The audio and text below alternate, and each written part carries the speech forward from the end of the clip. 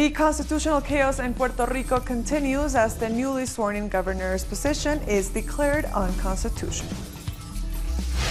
Protesters in Guatemala condemn electoral fraud in the country's first round of elections. And El Paso residents reject President Trump's visit after 22 people were killed in yet another U.S. mass shooting. Hello and welcome to Telesur English. I am Estefania Bravo. This is From the South.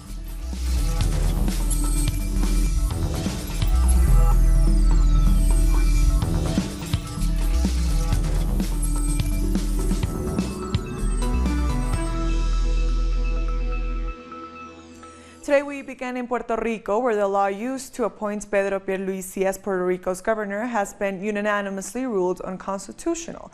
The decision comes from Puerto Rico's Supreme Court. The Senate President Tomás Rivera Schatz had filed a lawsuit on Monday asking the courts to immediately remove Pierluisi from his post as he was not confirmed by the island's Senate. Schatz is said to be pulling the strings behind the scenes of the new Progressive Party. Pierluisi took the position after the resignation of disgraced Governor Ricardo Rosselló last Friday. And the ruling released by the Supreme Court says that the Secretary of State cannot become governor without being confirmed by both chambers of Puerto Rico's Congress. That decision means that Puerto Rico's constitutional crisis continues. Venezuelan citizens have taken to the streets of Caracas to reject the illegal blockade imposed on the Bolivarian country by the U.S. The mobilization also commemorates the Battle of Boyacá, a decisive battle in Simón Bolívar's campaign to liberate Nueva Granada from Spanish rule. At the march, the president of the National Constituent Assembly, Diosdado Cabello, said the Venezuelan people's response to the U.S. aggression is unity. I think what's clear is that this is the response of our people. It's the unity of the Venezuelan people, because an act of aggression of this type isn't just aggression against the Chavistas, it's aggression against all of us.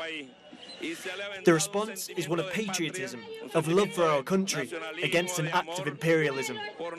It's genocidal aggression from the United States, an act of genocide against a people. They've tried it against Cuba, they've tried it against North Korea, and against Iran. Now they've tried it against Venezuela, but they haven't succeeded. What they're doing is trying to make our people suffer, including the opposition.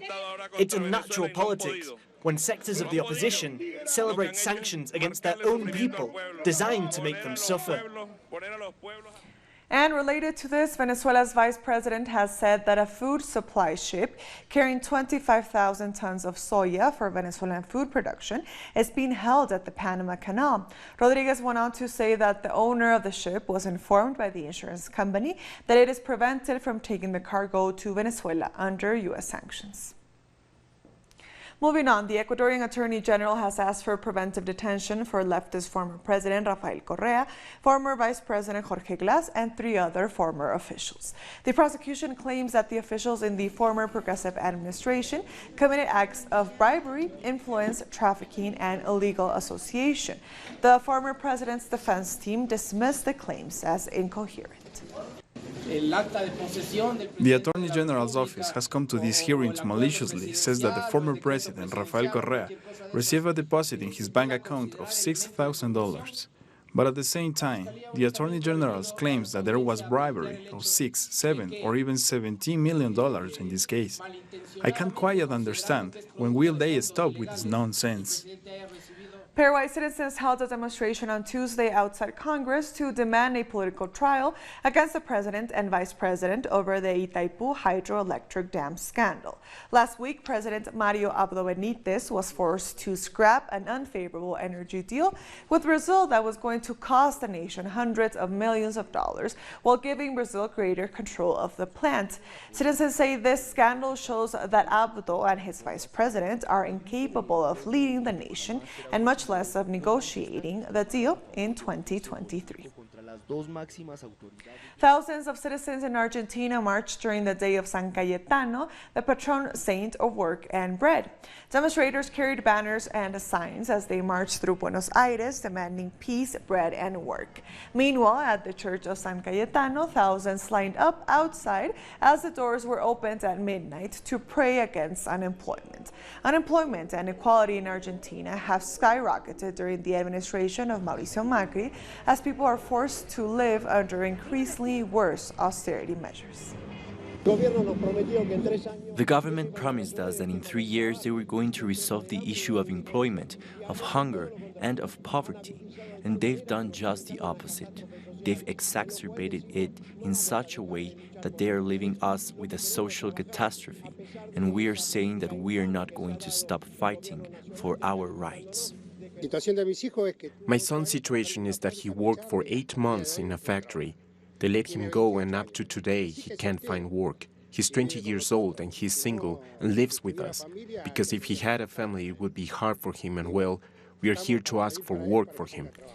On Wednesday morning, Brazilian authorities announced that former President Luiz Inácio Lula da Silva will be moved from the Curitiba Federal Police headquarters, where he's been held since last year, to a prison in Sao Paulo. Our correspondent in Sao Paulo, Brian Mir, has the latest. This Wednesday morning, Curitiba District Court Judge Juliana Labos issued an authorization for former Brazilian President Luiz Inácio Lula da Silva to be transferred out of the Curitiba Federal Police headquarters, where he's been held in solitary confinement for 487 days, to a prison in the state of São Paulo, closer to his family and his relatives, and in his home state where the alleged crime initially took place. Now, this represents possible pulling away of Lula's case from the corruption scandal embattled Lava Jato task force and court system in Curitiba. A series of leaks revealed by The Intercept in partnership with local Brazilian media companies shows that there was illegal collusion, it was a biased case against Lula, and that he was basically pulled out of the elections and thrown in jail to pave the way for far-right-wing President Jair Bolsonaro to assume the presidency.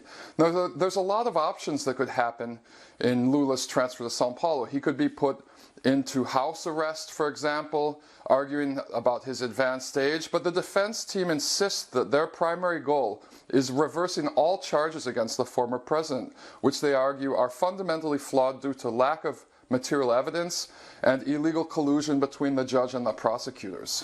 We thank Brian Mir for that report. Over 10,000 Hondurans took to the streets of Tegucigalpa on Tuesday to demand the resignation of President Juan Orlando Hernandez. This massive demonstration took place just days after a court filing in the United States linked Hernandez to drug trafficking in connection to the case against his brother. Under the motto "Hold It Out," health and education workers are demanding he be prosecuted for his links to organized crimes. We can't go on being led by a narco government that is accused of receiving millions in drug money and of killing people. They don't have any morals to be in charge of our country. We are demanding his resignation. Protesters also condemned the failure of the justice system, which has so far ignored the accusations against Juan Orlando Hernandez, which are part of the case against his brother Tony Hernandez, who was arrested in the United States for drug trafficking. The United States is in a completely different jurisdiction. Unfortunately, here we don't have proper rule of law. It doesn't work at all. We have to wait for the U.S. Department of Justice to condemn him for drug trafficking so we can feel a little bit more relieved. But for others, Juan Orlando Hernandez's resignation is not enough. He has to pay for all the human rights violations and corruption committed during his mandate. Besides the trial, we are demanding his immediate ousting and that he pay for all the corruption, for the looting of our country, for all the crimes against humanity, against citizens during his mandate. The protest ended with heavy police repression outside the National Congress, where policemen and military shot dozens of tear bombs. However, activists have assured they will remain on the streets.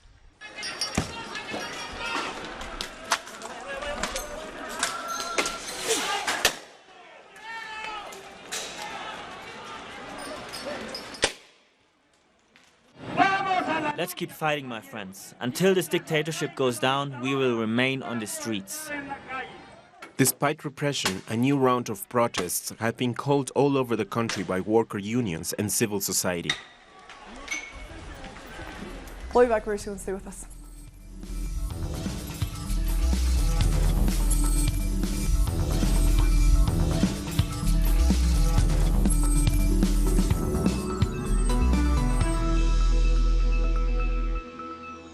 Welcome back. Protests calling for the resignation of country's Electoral Commission chairperson Jane Ansah continue in Malawi despite police-heavy repression. Malawian security forces fired tear gas to disperse thousands of protesters marching in the capital, Lilongwe. The demonstrators accused chairperson Ansah of orchestrating electoral fraud in favor of the current president, Peter Mutharika. The Malawian High Court recently upheld the right to protest. The courts have said nobody can stop demonstrations. We are supposed to hold them in a peaceful manner and unarmed, which is what we are. We don't have any arms here, and we are working very peacefully. I don't see why anybody should attempt to stop us. Authorities in Burundi have shut down unhygienic bars and restaurants following a cholera outbreak. The use of lake and river water, which some residents in Bujumbura use for consumption, has also been banned. According to authorities, more than 100 people have been diagnosed with acute diarrhea. This warning comes a day after a UN report said the country was dealing with a malaria epidemic, with more than 1,800 dying of the disease this year. Tunisia's largest party, the Indana Islamist Movement, has announced that its co-founder, Abdel Fattah Mourou, will be their candidate in September's presidential election. This is the first time the party has put someone forward for the role since Tunisia's transition to democracy in 2011. It is normal for a party as big as the Inanha movement to have a presidential candidate, so we cannot be neutral. We were neutral in 2014, and it was in the country's interest in order to ensure understanding and a democratic transition. In 2019, Enanja can no longer opt for neutrality, so we must have a presidential candidate, and that is the case.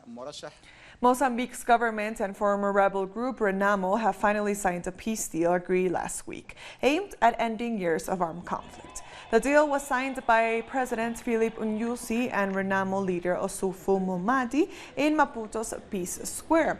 It was witnessed by presidents and other regional and continental leaders, including President Cyril Ramaphosa and President Paul Kagame of Rwanda. Renamo, founded as an anti-communist guerrilla group, unleashed a civil war against the leftist Frelimo government shortly after independence from Portugal in 1975. The agreement that we have just signed is an agreement of brothers who have come to the decision that there is no longer a reason to continue killing each other. This is not an agreement between enemies. It is an agreement which proves that we don't want war anymore, never war between us.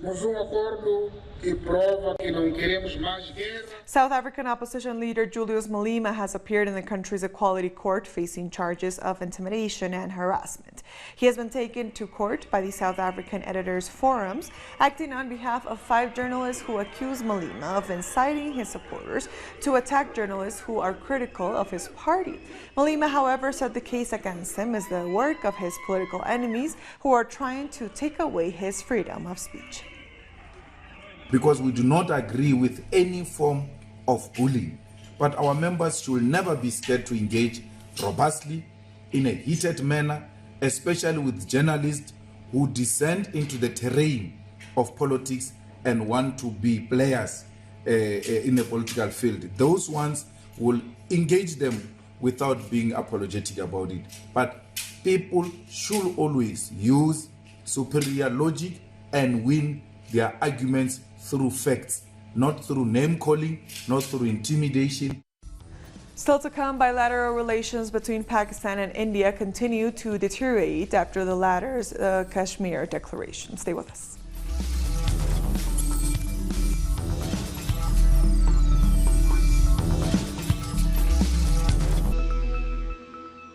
Welcome back. U.S. President Donald Trump is set to visit El Paso, Texas on Wednesday, 4 days after a racially motivated terrorist attack left over 20 people dead. But community members have expressed dissatisfaction with the president's visit as they feel he has done close to nothing to put an end to the wave of violence and hate gripping the nation. On Monday, the president called citizens to condemn bigotry, but members of El Paso's Latino community say his words rang hollow due to his long-standing refusal to call out white supremacy and a history of racist discourse. I don't feel comfortable that he is coming with everything that is going on right now and the things he said against the Hispanics. I think that's where everything that's happening right now comes from. It's a lack of respect for immigrants, for all kinds of immigrants like us. Not only the Americans, but all immigrants, because he thinks we're invading his land, but we are not. We come for a better prosperity and to work and fight for the family, nothing else. The president's earlier visit to the scene of another mass shooting in Dayton, Ohio was met with protests. The demonstrators rejected Trump's inaction of strengthening gun control measures after 9 people were murdered in the city. Israeli authorities have approved the construction of more than 2,300 new homes in illegal settlements in the occupied West Bank.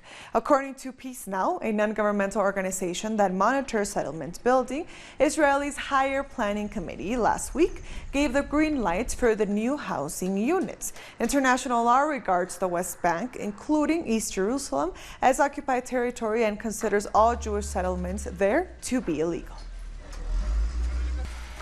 Pakistani authorities announced on Wednesday they have suspended all bilateral trade with India due to their decision to strip occupied Jammu and Kashmir of its semi-autonomous status.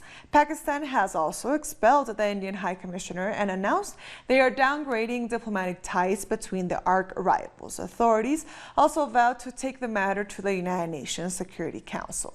Critics of the Indian government had previously warned that their decision could intensify the Indian-Pakistani conflict. On Monday, the government passed a rush decree to annul a constitutional amendment that gave the occupied region a degree of autonomy. Meanwhile, in Pakistan-occupied Kashmir, protesters also rallied against the Indian government. Protesters marched through the city of Muzaffarabad, setting fire to an effigy of the Indian Prime Minister. Since Monday, communications in India-occupied Kashmir have been shut down. A curfew was put in place and tens of thousands of troops have been deployed to quell any possible uprising. Today, the women of Muzaffarabad, Azad Kashmir, have come out onto the streets in support of those women, our sisters and our mothers across Kashmir border, brothers and their children. If India does not stop these atrocities, if Modi does not end these hilarious activities, these women, these daughters, these women here will remain on the roads in support of the people of occupied Kashmir until we get our rights and our freedom. This is a heinous conspiracy, and we strongly condemn it. It has been our demand since the beginning that Kashmir should become autonomous. We are protesting for this, and God willing, we will continue to protest for this. And hundreds of people marched in New Delhi in support of occupied Jammu and Kashmir. Citizens are calling the hardline move by India's nationalist government unconstitutional and dangerous. I have come here the way Indian government has basically scrapped an article of the Constitution which was there for a long time without any discussion, without any consultation in the parliament. I feel that is not democratic. It has violated all the democratic processes. So in protest of that, primarily I have come here. I'm not just worried about the people back in Kashmir, but the rest of the Kashmiri people in India have also been vulnerable to violence in many forms across the country. So that is there, and the fact that we just have no idea what's happening back home. People here don't know whether the families are alive or not. There's been no communication, and there seems to be no chance of that happening either. The place seems to be an open-air prison. At least 14 people have died and 95 wounded in Afghanistan after a large explosion outside a police station in Kabul. According to officials, the bomb went off when a vehicle was stopped at a checkpoint outside the station, sending a massive plume of smoke over the capital city. The Taliban has claimed responsibility for the attack. Violence has been surging across Afghanistan as the United States and the Taliban negotiate a peace deal ahead of elections planned for September 28th. In Hong Kong, people from all walks of life have condemned the behavior of rioters and lamented the negative impact brought by ongoing protests. The residents have condemned recent violent acts by anti-government protesters, saying they are harming the city's image and disrupting order. They have since called for the return of rationality and peace. According to Hong Kong police, at least 100 people were arrested during Monday's protest and charged with various offenses like assaulting police and possession of offensive weapons. We must communicate with sense, because violence is not permitted in a society like Hong Kong, which respects the rule of law. We should keep an open mind and work together to continue building Hong Kong into the beautiful home that we have always known. A stable society is the only foundation for development. Only when the police operate effectively can we maintain order, develop our economy, bring our people a good life, and free them of fear. And today we finish in the Caribbean as Barbados celebrated Carnival, known on the island as Crop Over. International superstar Rihanna made an appearance for Grand Kadooment, the last official event. Born on the island, Rihanna is also the country's ambassador. She joined thousands who took to the streets in feathers, sequins, and beads to mark the cultural event. Amid the sweltering heat, residents and visitors chipped to soca music as others looked on. Antigua and Barbuda also wrapped up its final Caribbean celebrations this week. Monday saw revelers in mud, oil, and paint for Joubert, while masqueraders took to the streets in beaded bikini costumes on Tuesday. Children were not left out of the celebration in the Caribbean, as they also participated in Kitty's Carnival. Soca, drumming, and pan were also part of the festivities.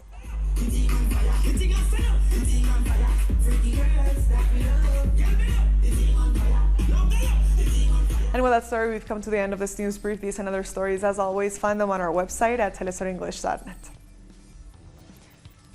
And also join us on social media. We are on Facebook, on Twitter, and on Instagram. For Telesur English, I am Estefania Bravo. Thank you for watching.